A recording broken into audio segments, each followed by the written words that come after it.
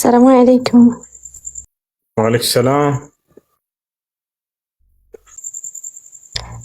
የኔ ጥያቄ እኔ እንትን ምንድነው ቫዝሊን ሳልቀባ ሰውነቴ በራሱ ወዛማ ነው። ልክ ቫዝሊን እንደተቀባሁት ነው እና ግዴታ በሳሙና መታጠብ አለብኝ። ያኔ ቫዝሊን ካለው ሰውነታችን ውሃው ወደ ቆዳው ስለገባም ሰለው ችግር የለውም። ሳሙና ግዴታ አይደለም። አልሐምዱሊላህ በይ። የቫዝሊኖች የለብሽም ባልሽም አልሐምዱሊላህ ይበል። የቫዝሊኖች የለበትም። ማሻአላህ ወብለናል። ለማንኛውም ሳሙና ያስፈልግሽም በውሃ ሙሉ አድርገሽ ከታጠብሽ በቂ ነው። እሺ ወዛማ ነው። ወዛማ ከሆነ ደግሞ ውሃ ወደ ቆዳሽ አይደርስምና ውዱ ትክክል አይሆንም የሚል ነገር ሰምቼ ዝም ባያቸው። እሱ የእንትን ቫዝሊን ሲሆን ጊዜ ነው የሱቅ ላይ የምትሸጠው ቫዝሊን ስትሆን ጊዜ ነው። ባለብርታምታ በተፈጥሮ ያለው ተጽዕኖ ያደርግበት ችግር የለም። አይሳም ጦይበሽ ራስን ማቆላመጥ ይቻላል። ሰላም አለይኩም።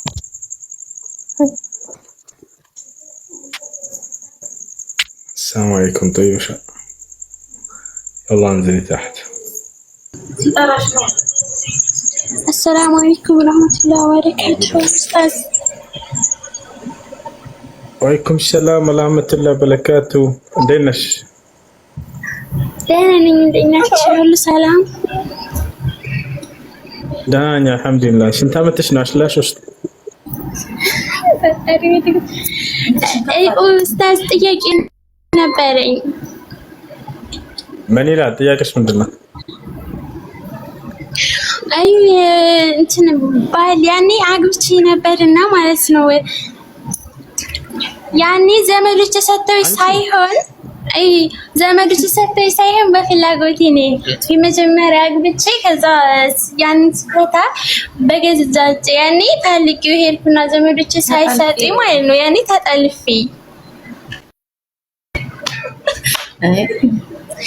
ከዛ ይሄ ዘመዶችን ሳይጠይቅ እኔ ካሰረኝ ማለት ነው ዘመዶቹ ጋር በቃዲ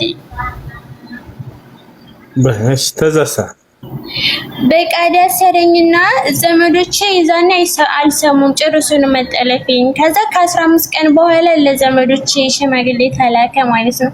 ከዛ ሽማግሌ ተልኮም ኒካ እንደገና አልታሰርኩም። አባቴ ሳይፈቅድ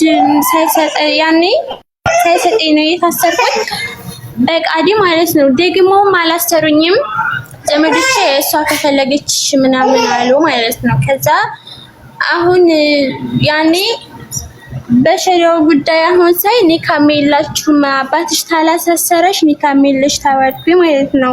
ሰውየው ደግሞ ተጠልተን ነበርና አልፈታም ብሎ ከዛ ፊታ ሲባል አልፈታም አለ አሁን ማለት ነው። አሁን ኒካ የለሽም እያሉኝ ማለት ነው። እንዴት ይታያል ይሄ? አባት እያለ ሌላ ሰው መጥቶ ኒካ ቢያስር ያለ አባት ውክልና ወይንም አባት ሲያስር ይሄ ኒካህ ውድቅ ነው። ያ ኒካህ አይሆንም። አይ ኒካ አለኝ ብሎ እምቢ አለ ማለት ነው እሱ ማለት ነው። ያኔ ኒካ የለህም ተብለሃል ቢባልም ኒካ አለኝ ብሎ ያኔ ብር ምናምን ትክፈልኝ አለ ማለት ነው ለኒካው መፍቻ። እኔ ደግሞ አልከፍልም አልኩኝ። ኒካው ባጢል ነው እንዳከፍው ግን ከዚያ በኋላ ያንን እናንተ እንደ ኒካህ አምናችሁበት ኑራችሁበት ከሆነ አንዳንድ ዑለሞች እንደሰጡት ከሆነ ፈትዋ በዚህ ጉዳይ ላይ ያ ኒካህ መቀጠል ከፈለጉ መታደስ አለበት እንደገና በትክክለኛው ሰው በአባትሽ። መቀጠል ካልፈለጉ ደግሞ ፈጽቻለሁ የሚለውን መናገር አለበት እሱ። ስለዚህ አሁን መቀጠል ከፈለጋችሁ ኡስታዝ ቢል ያኔ አልፈታም አይለ ማለት ነው። ያኔ ብር ትክፈልኝና እንፈታለን በጣም ብዙ ብር ጠየቀ ማለት ነው። እኔ ደግሞ ብር የምከፍለው ለኒካ መፍቻን ብር የምከፍለው ምን ብዬ ነው? ኮሽ አዳምጫ ዝግ በይ አንድ ጊዜ እሺ። ሪላክስ ይላል ረንጅ ሲናገር እሺ። ስድስተኛ ተምረን አሁን አዳምጪ ረጋ በይ ዝግ በይ። እስኪ ጨርሰኝ። እሺና እሱ አልፈታም ካለ ይሄን ኒካህ ወደ ሸሪዓ ፍርድ ቤት ሄደሽ አስወርጅሽ ወይንም ቤተሰቦች አባትሽ ወደ ሸሪዓ ፍርድ ቤት። ሰላም አለይኩም ወራህመቱላሂ ወበረካቱሁ። እሺ ወአለይኩም ሰላም ወራህመቱላሂ ወበረካቱሁ። እሺ ጥያቄ ነበረኝ፣ አንድ ሁለት ጥያቄ ቶሎ ጠይቄ ነው። እሺ ለሌሎች ጊዜ ከሁለተኛው ጀምርሽ ፈጠን አድርገው ወንድማችን። ጥያቄ ምንድነው? ለወንዶች ድርስ። እሺ የወንዶች ነው። የመጀመሪያው ጥያቄ ክርስቲያን የሆኑ ባልና ሚስት ነበሩ እንበል፣ ክርስቲያን ናቸው። ከዛ በኋላ ሁለታቸውም ባንድ ወደ እስልምና ገቡ። ወደ እስልምና ሻሃዳ ተቀበሉ። በኋላ ያንን ኒካ መጀደድ ወደ እስልምና ሲገቡ ይይዛቸዋል ወይስ ይጠበቅባቸዋል? አይጠበቅባቸውም? በመጀመሪያው ህይወታቸው ኒካሁ ወይንም ጋብቻቸው በቤተሰብ ርክክብ የተፈጸመ ጋብቻ ከሆነ እንደ አዲስ ኒካ መፈጸም አይጠበቅባቸውም። ነገር ግን ዝም ብለው ያለ ኒካ ያለ ጋብቻ ያለ ርክክብ በዝሙት ከሆነ ዝም ብለው ህይወታቸውን የጀመሩት ያ ኒካህ መታደስ አለበት። በነቢያችን ሰለላሁ ዐለይሂ ወሰለም ጊዜ ከሃዲያኖች ወይም ሙሽሪኮች በሚሰልሙ ጊዜ ባልና ሚስት አብረው እኩል ከሰለሙ እንደ አዲስ ኒካ ሰሩ አይሏቸውም ነበር። ቦታቸዋል እንደ አዲስ ኒካ ሰሩ አይሏቸውም ነበር። ነገር ግን በተለያየ ጊዜ ከሆነ ለምሳሌ አንዱ ሰልሞ ባልየው ሰልሞ እሷ ቆይታ ዘግይታ ከሆነ ኒካ እንደ አዲስ ይታሰራል። ወይንም እሱ ቀድማ ሰልማ እሱ ዘግይቶ ከሆነ በዚያው አንፃር እንደገና ኒካሁ ይታደሳል። አብረው እኩል ከሆነ የሰለሙት ግን መጀመሪያ በጋብቻ በኒካህ በርክክብ በዚያ በሃይማኖታቸው በቤተሰብ ርክክብ ከሆነ ኒካሁን እንትን ያሉት ያሰሉት ያ ኒካህ እንደ አዲስ ይታሰር አይባልም። ዝም ብሎ በዝሙት ጀምረው የቀጠሉት ህይወት ከሆነ እንደገና ኒካህ ይታሰራል። ይሄን ይመስላል። እሺ ማራባ ሽክራን። እየተሰገደ ነው እንበል፣ ዙህርም ሊሆን ይችላል፣ ሌላም ፈርድ እየሰገደ ሁለት ረካዓ አመልጦት ነበርና ከዛ ጀማ ሰግዷል። ሶላቱን ሲሰግድ የራሱን የሆነ ሁለት ረካዓ የቀረውን ሲያመጣ ሌላ ሰው ደግሞ ሁለተኛ መጣና ያንን ሰውዬ ቢከተለው ይሆንለታል ወይስ አይሆንለትም? ለምሳሌ እኔ አሁን ጀማ እየሰገድኩኝ ሁለት ረካዓ አመልጦኛል። ኢማሙ ሲያሰላምት የራሴን ሶላት ለማምጣት ቆምኩኝ። ሌላ ሁለተኛ ሶስተኛ ሰው መጥቶ ቢከተለኝ ይበቃለታል ወይስ አይበቃለትም? ይበቃለታል።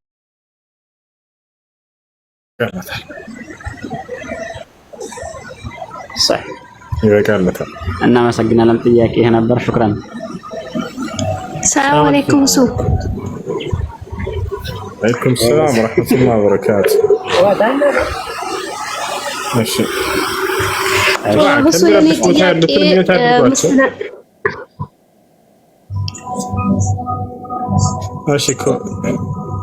ጥያቄሽ ምንድን ነው?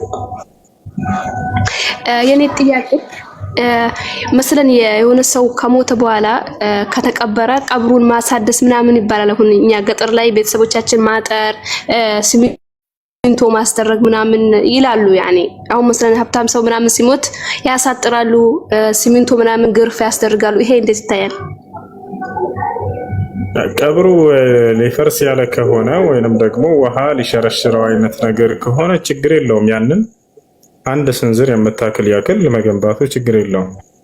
ነገር ግን ከዚያ በላይ መገንባቱ ነብዩ ሰለላሁ ዐለይሂ ወሰለም ከልክለዋል። እና ረሱላህ ሰለላሁ ዐለይሂ ወሰለም ቢና ዐለል ቁቡር በቀብር ላይ መገንባትን ከልክለዋል። ያ ነው ምክንያቱም ወደ ባዕድ አምልኮ ሊመራ የሚችል ነገር ስለሆነ። እሺ ኮሜንት ላይ ክርስቲያኑ ልጅ ቅዱስ ፋኑኤል አልተገለጸም እያለ ነው። የእግዚአብሔር ጾታ እስካሁን አልተገለጸም አይደለ? አልተገለጸም። እሺ ሲገለጡት እንጂ እየጠበቀ እኮ ነው ያላለ። ሰላም አለይኩም ወአለይኩም ሰላም ወራህመቱላሂ ወበረካቱ። ሰላም ወንድሜ፣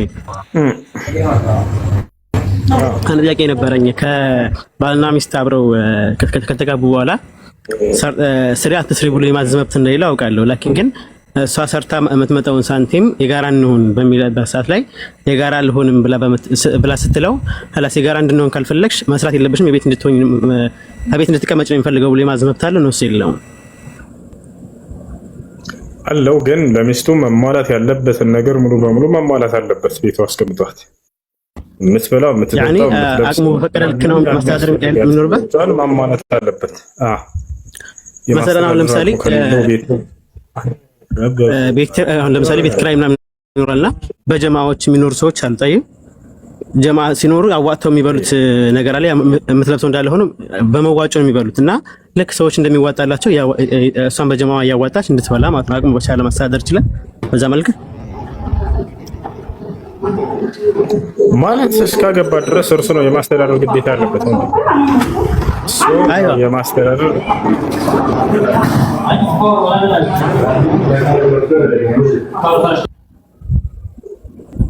ጀማዓ የሚረብሽ ቦታ ሆናችሁ አትላኩሽ። እሺ የማስተዳደር ኃላፊነትና ግዴታ የምትበላውን የምትጠጣውን የማሟላት ግዴታ እንዳለበት አውቃለሁ። ላኪን ግን ከምትበላው ከምትጠጣው ውጪ ማለት ይሁን ደህና ምግቦች ወይም ደግሞ ደህና ልብሶች ማለት የሚባሉት ግን አቅሙ በቻለው ልክ ማስተዳደር የሚችል ያለበት አይደለ? አቅሙ በቻለው አይዋ خلاص ይሄን በጥያቄ አመሰግናለሁ። ሰላም አለይኩም። ሰላም ወራህመቱላሂ ወበረካቱ።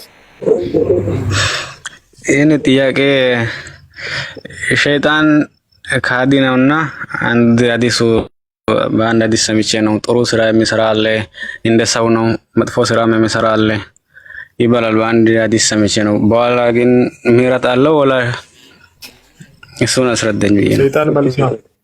ሰይጣን ሆኖ መልካም ስራን የሚሰራ የለም። ሰይጣን መልካም ስራን አይሰራም። አንድ አዳም እሺ ወንድም መጀመሪያ ልናውቅ የሚገባው ነገር ሰይጣን ባህሪ ነው ሲፋ ነው። يعني هو صفة لجن أو إنس متمرد عن طاعة الله عز وجل كالله سبحانه وتعالى تأزز لامزة يجن وينم يسو بالتريع ገብታችኋል። ጅንና ሰው ነፃ ምርጫ ፍቃድ ተሰጥቷቸው የተፈጠሩ ፍጥሮች ናቸው። መላእክት ጽድቅን እንጂ ኃጢአትን አያደርግም። ጅንና ሰው ደግሞ ነፃ ምርጫ ፍቃድን ተሰጥተዋል። ከአምላክ ዘንድ በመጣላቸው ሕግና ስርዓት ያንን መርጠው መልካሙን እንዲሰሩ ክፉን እንዲርቁ ታዘዋል። ከእነርሱ መልካሙን የመረጠ አማኝ አለ ከሰውም ከጅንም፣ ከእነርሱ ደግሞ መልካሙን ያልመረጠ ከሃዲ አለ። ገብተዋል አይደለ? ስለዚህ ከጅኖች ያመጹት ሰይጣን ይባላል። ከሰዎች የሚያመጹት ሰይጣን ይባላል። ስለዚህ ያመፀው አካል ወደ መልካም ሊጠራ አይችልም። ያ አደምና ሐዋን ለምሳሌ ከጀነት እንዲባረሩ ያደረጋቸው መጀመሪያ ጅን ነበር። ከዚያ በኋላ የአላህን ትእዛዝ ባመፀ ጊዜ አልፈጽምም ባለ ጊዜ ሰይጣን የሚለው ባህሪ በእርሱ ላይ ዋለ። ከዚያ በኋላ ጽድቅን ያደርግን ኃጢአትን ነው የሚያደርገው። ስለዚህ ከሰይጣን ጎሳ ሆኖ መልካምን የሚሰራላ አይባልም። ሰይጣን ማለት ሲጀመር አማጺ ማለት ነው፣ ከሃዲ ነው። ስለዚህ ያ ነው ከጅኖች ነው የሚባለው። ከጅኖች መልካም የሚሰራም አለ፣ መጥፎም የሚሰራም አለ። ያም መጥፎ የሚያደርገው መጥፎ የሚሰራው ሰይጣን ይባላል። አየሽ፣ ቀጥሉ። ክርስቲያኖች ካላችሁ መግባት ትችላላችሁ። ሰላም አለይኩም። አንዴ የታድጉ ጥያቄ ያለው ክርስቲያን ካለ መግባት ይችላል። ወይንም በቃ እስኪ ያ اخي يتحرك اذا تكلم يلا اسكت كلكم الله بنزلكم يا اشتياق عندنا ስለ ውሻ ነው። ውሻ ነጃሳ ነው ይባላል አመጋገቡ። ስለ ውሻ ትንሽ يتحرك ماشي ውሻ አንድ يتحرك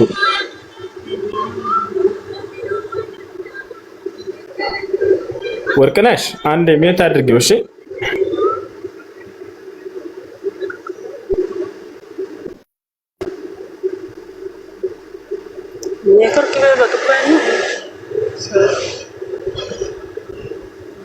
ማሪ ቦ አይ እሺ ምን ነበር? ውሻ ነጃሳ ነው ይባላል በእስልምና ይላል። ውሻ በእስልምና ነጃሳ አይደለም። ውሻ በእስልምና ነጃሳ ነው ያላቸው ሰው ተሳስቷል።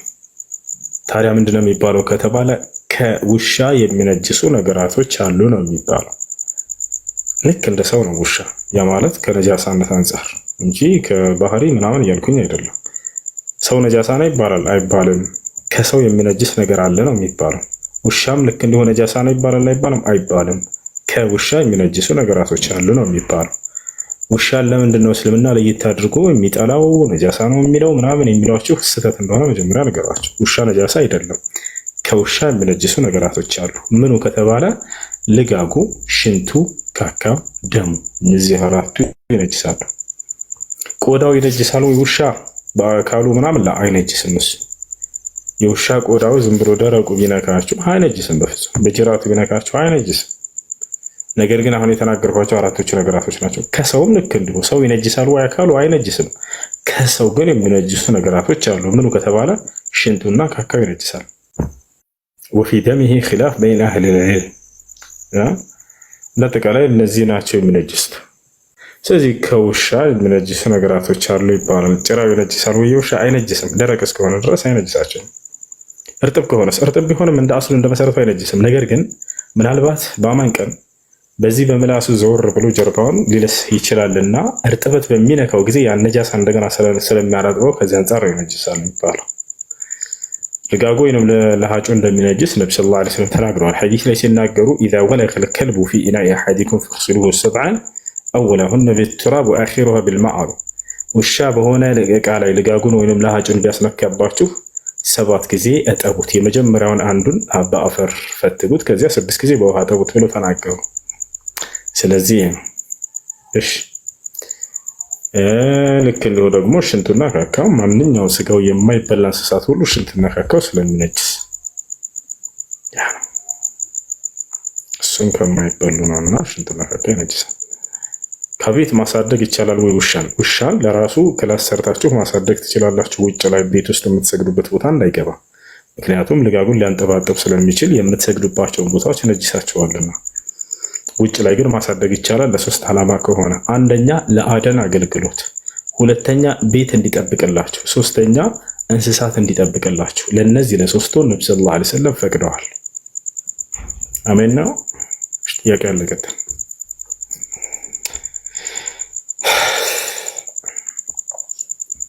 ጥያቄ አለ? جماعة عندكم سؤال نزل تحت يلا بسرعة. السلام عليكم. عليكم السلام ورحمة الله. عليكم السلام. እሱ ጥያቄ ለምሳሌ እኔ ያለሁት ከአረብ ሀገር ነው። ከሴትዮ ጋር ሆቴል ምናምን እሄዳለሁ። በርኩ ሰዓት ከ81 ኪሎ ሜትር በላይ ከሄድሽ ጀምዓ ስገጂ ትለኛለች ማለት ነው።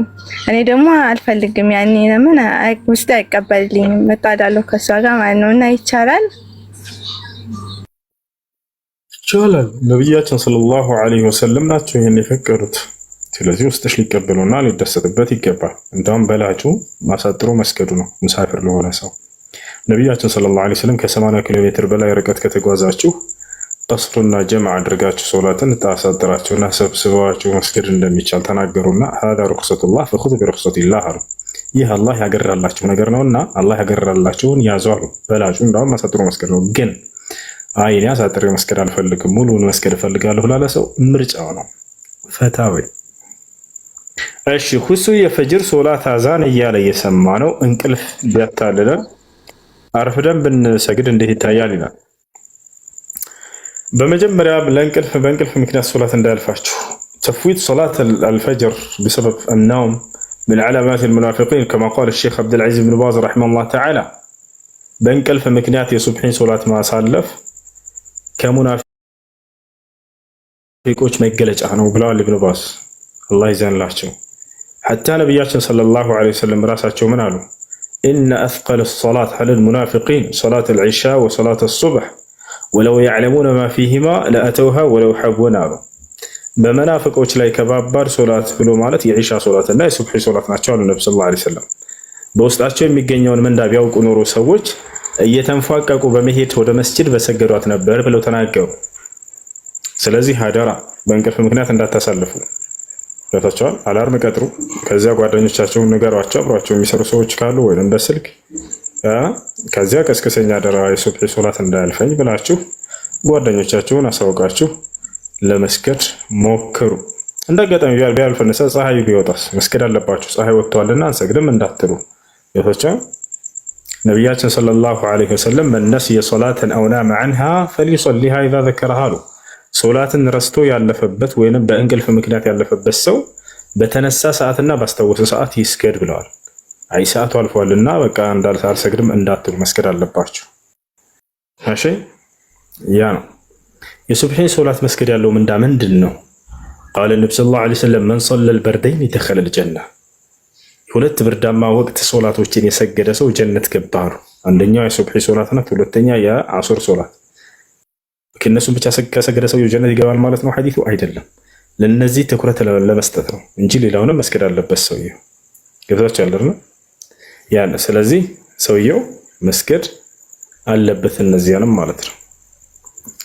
ያ ነው ያ ሰላም ወዐለይኩም ሰላም ወረሕመቱላሂ ወበረካቱ። ባይ እሺ ሁሱ ጥያቄ ነበረኝ። አባቴ ሚስቴ መፍታት ይችላል ወይ? አይችልም። አንተ ያለህ አግብቶታል እንደሱ ባይ ልጠይቅ። ሰላት ብዙ ጊዜ ብዙ ሰዎች ይዘገያሉ እና እኔ ብዙ ጊዜ የምሰማው ሱቢ እስከ ሱቢ አዛን እስኪባል ድረስ ኢሻ ችግር የለውም አያልፍም ይባላል። ይሄ ነገር እንዴት ይታያል? ሱቢ አዛን እስከሚባል ማለት እስከ ሌሊቱ ግማሽ ድረስ ብቻ ነው። ስህተት ነው። እስከ ሌሊቱ ግማሽ ድረስ ብቻ። ነቢያችን ሰለላሁ ዐለይሂ ወሰለም ተጠየቁ። ሱኢለ ረሱሉላህ ሰለላሁ ዐለይሂ ወሰለም ዐን ወቅት ሰላት አልዒሻ ፈቃል ወቅቱ ሶላት አልዒሻ ኢላ መንተሰፊ ሌይል። ነቢ ሰለላሁ ዐለይሂ ወሰለም ስለ ዒሻ ሶላት ተጠየቁ። ከዚያም እርሳቸው የዒሻ ሶላት ጊዜው እስከ ሌሊቱ ግማሽ ድረስ ነው አሉ። እስከ ሌሊቱ ግማሽ ድረስ ብቻ እንጂ ከዚያ በኋላ ማቆየት አይቻልም።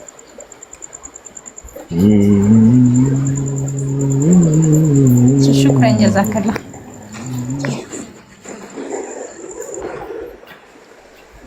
አይሽ ኢሳ ፈለቀ እኔ ስንቴ ጠየቅኩህ ይላል። ወላሂ አልቆጠርኩትም። ኢንሻአላህ በኋላ ቆጥሬ እነግርሃለሁ።